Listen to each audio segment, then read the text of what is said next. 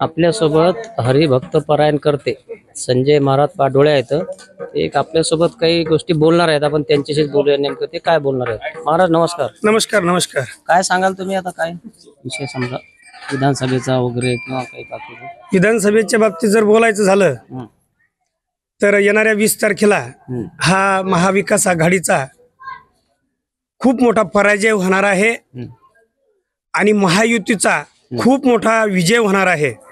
त्याचं कारण असं आहे की महायुती जे सरकार आहे, आदरणीय या महाराष्ट्र राज्याचे मुख्यमंत्री असतील एकनाथजी शिंदे साहेब, देवेंद्रजी फडणवीस आदी करून हे सर्व महायुतीचे नेते आहेत, हे हिंदू धर्मासाठी रात्रंदिवस झटत असतात, कार्य करत असतात आणि आपली भारतीय संस्कृती टिकावी आणि हिंदू धर्म टिकावा यासाठी ही महायुती आटोकाट त्या ठिकाणी प्रयत्न करते।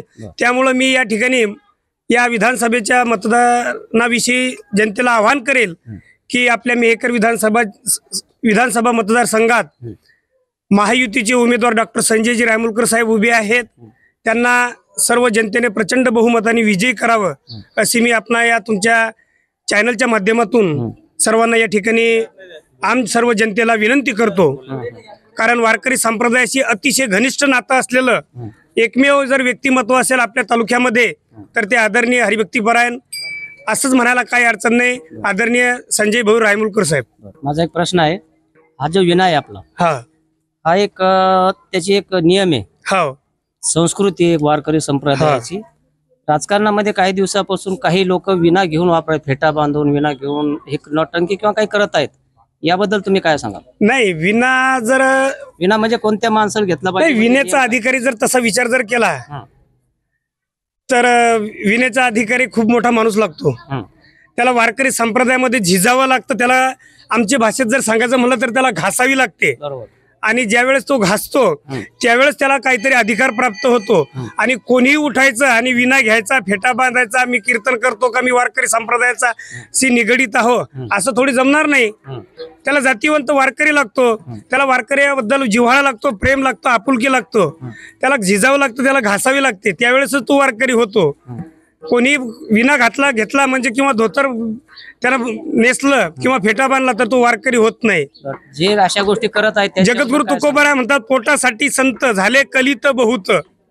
काही पोटासाठी किंवा सत्तेसाठी जर संत होण्याचा जर ढोंग रचत असतील तर ते माझ्या मतानं संपूर्ण ते मला विरोधाभास तो दिसतो किंवा ते चुकीचं आहे।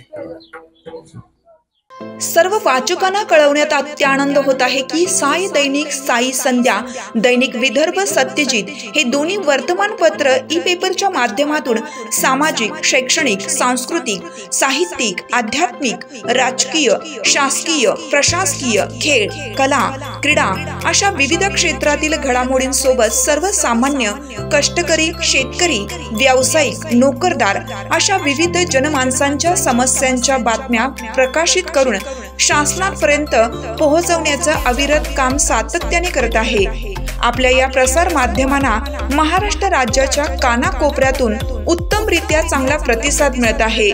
कविता, लेख, धार्मिक साहित्य यांच्या माध्यमातून देखील धार्मिक संस्कृतीचं जतन केलं जात आहे। वाचकांकडून चांगला प्रतिसाद मिळत असून याचबरोबर दैनिक Vidarbha Satyajit YouTube news channel व दैनिक विदर्भ सत्यजित न्यूज पोर्टल हे प्रसार माध्यम सुद्धा सुरू आहे। हे सर्व समस्त वाचक, जाहिरातदार बंधू भगिनी आणि आमचे प्रतिनिधी व संपादक मंडळाच्या सहकार्यामुळे शक्य होत आहे। वाचकांकडून मिळत असलेल्या उत्तमरित्या प्रतिसादाबद्दल संपादक मंडळ आपले आभारी आहे।